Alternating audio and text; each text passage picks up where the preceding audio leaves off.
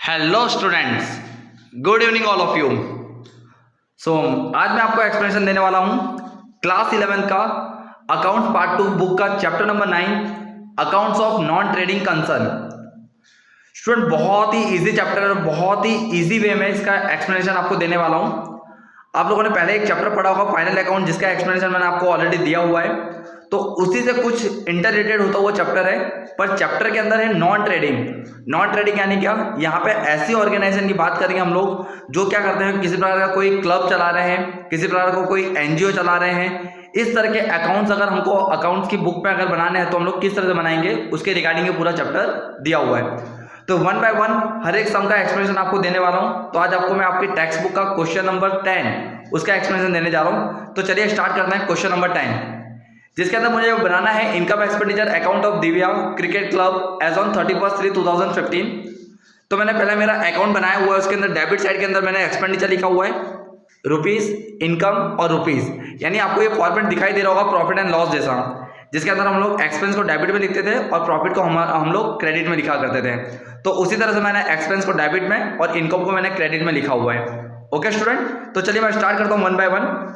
सबसे पहले आपको कैश बैलेंस और बैंक ओवरड्राफ्ट दिया हुआ है, पर वो तो हम लोग कहाँ लिखेंगे, बैंक ओवरड्राफ्ट और ये सब चीजें कहाँ लिखेंगे हम लोग, cash balance, bank overdraft balance sheet में। जबकि ये सब में तो हमको बैलेंस शीट बनानी नहीं है, हमें तो ओनली फॉर क्या करना है, एक्सपेंडिचर और इनकम अकाउंट बनाना है। तो उसको हम लोग यहाँ पे नोट डाउन करेंगे नहीं। नेक्स्ट वन में चलता हूँ, सब्सक्रिप्शन रिसीव्ड। तो सब्सक्रिप्शन मुझे मिला है तो मेरी क्या होगी, इनकम होगी। और मैं कौन से ईयर का बना रहा हूँ, 2014-15 का। तो 2014-15 का मेरा कितना दिया हुआ है सब्सक्रिप्शन, 84,000 मुझे दिया हुआ है। देन नेक्स्ट वन 15-16 का अभी मैं लिखूंगा नहीं। Remuneration to cricket coach, remuneration यानी क्या, हमने सैलरी दी हुई है क्रिकेट कोच को, हमको क्या करना है, रेन्यूमरेशन देना है, 36,000 मैंने लिखा हुआ है डायरेक्ट। उसके अलावा नेक्स्ट क्या आ रहा है, सैलरी ऑफ ग्राउंड्समैन। तो सैलरी दिया हुआ है ग्राउंडमैन को 15,000, उसको मैंने अंदर लिखा हुआ है क्योंकि उसके ऊपर क्या है, एडजस्टमेंट आपको दिया हुआ है, इसलिए हम लोग उसको अंदर लिखेंगे। देन नेक्स्ट वन क्या है आपको, परचेज ऑफ स्पोर्ट्स इक्विपमेंट। पर again purchase of sports equipment वो हमारी क्या होगी, एसेट्स, उसको तो हम लोग यहाँ पे लिखेंगे नहीं। नेक्स्ट वन एंट्रेंस फीस कहाँ पर आएगा, इनकम में आएगा। तो एंट्रेंस फीस कितना दिया हुआ है आपको, 36,000, और उसके अंदर से आपको क्या करना है, 60% उसको कैपिटलाइज करना है। तो कभी भी अगर आपको कैपिटलाइज दिया तो आपको वो अमाउंट को क्या करना है, माइनस करना होगा। तो 36,000 का मैंने 60% करा तो कितना आ जाएगा, 21,600।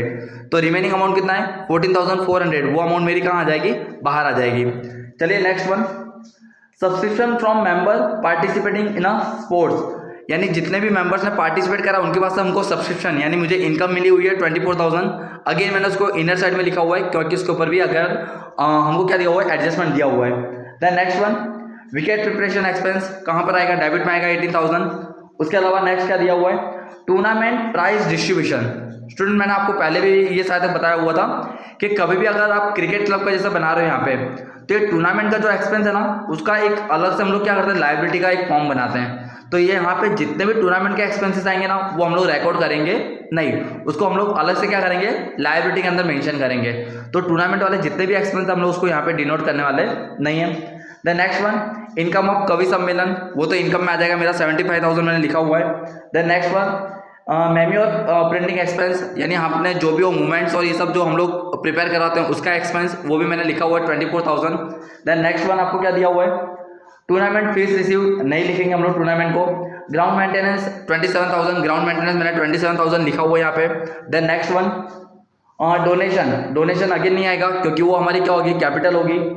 ऑनरेरियम टू सेक्रेटरी वो तो हम लोग लिखने वाले सैलरी, ऑनरेरी मैंने क्या, सेक्रेटरी को हमने सैलरी दिया हुआ है 36,000, ओके, उसकी एंट्री होगी। सेल ऑफ मेम्योर, हमने जितने भी मेम्योर थे ना उसको हमने क्या करा हुआ, सोल्ड आउट करा हुआ है, तो उससे हमको क्या होगी, इनकम होगी। देखिए मैंने लिखा हुआ है 72,000 मेंशन करा हुआ है। देन नेक्स्ट वन आपको क्या दिया हुआ है, donation receive for tournament, again इसकी एंट्री नहीं होगी। इन्वेस्टमेंट ऑफ टूर्नामेंट फंड, उसकी भी हम लोग एंट्री नहीं करेंगे। एक्सपेंस ऑफ कवि सम्मेलन, ये तो हमारा आएगा, एक्सपेंस ऑफ कवि सम्मेलन मैंने लिखा हुआ है 42,000। Then next one stationery expense, वो भी आपका एक्सपेंस पे आ जाएगा 15,000। देन आपका रिपेयरिंग एक्सपेंस कितना आ रहा है, 18,000, वो भी आपने लिखा हुआ है। बैंक इंटरेस्ट रिसीव्ड, अगेन आपने इनकम में लिखा होगा bank interest received 3,000। And then next one is tournament expense, वो तो हम लोग लिखने वाले नहीं है। एम्पायर फी, हमने एम्पायर को फी पे करी है 24,000, वो भी हमारा एक्सपेंस होगा। उसके अलावा main club affiliation fees, main club को एप्लीकेशन यानी हम लोग नहीं कुछ रजिस्ट्रेशन का ऐसा कुछ चार्जेस पे करते हैं, तो वो कितना है 12,000 आपको दिया हुआ है डेबिट में। देन टैक्स एंड इंश्योरेंस वो भी आपका डेबिट में आएगा 12,000। अगेन मैंने उसको इनर साइड में लिखा हुआ है क्योंकि उसके ऊपर मुझे एडजस्टमेंट दिया हुआ है। And the next one is a interest receive on investment of tournament fund. इसकी भी अगेन हम लोग एंट्री करने वाले नहीं है क्योंकि टूर्नामेंट फंड का दिया हुआ है ये भी। चलिए क्लियर हो गया यहाँ तक। चलता हूँ मैं लास्ट वन। अब मुझे क्या दिया हुआ है यहाँ पे कुछ एडजस्टमेंट दिए हुए हैं, जिसके अंदर फर्स्ट मेरा एडजस्टमेंट है प्रीपेड इंश्योरेंस 2400। तो आपने इंश्योरेंस की अमाउंट क्या करी हुई है, प्रीपेड की हुई है, तो आपको उसको इंश्योरेंस से क्या करना होगा, माइनस करना होगा। सो 12,000 माइनस 2400 करा हुआ तो मेरी अमाउंट कितनी आ जाएगी, रिमेनिंग 9600 आ जाएगी। Then next one subscription outstanding for member participating in a sports, यानी जितने भी मेंबर ने पार्टिसिपेट करा उनके पास हमको 6,000 क्या है लेना बाकी है आउटस्टैंडिंग, तो उसको मैं प्लस करूंगा तो बाहर अमाउंट आ जाएगी मेरी 30,000। और उसी तरह से आपको दिया हुआ है आपका जो करंट ईयर का जो सब्सक्रिप्शन वो 6,000 पेंडिंग है, यानी 2014-15 के अंदर भी आपका कितना सब्सक्रिप्शन पेंडिंग है 6,000।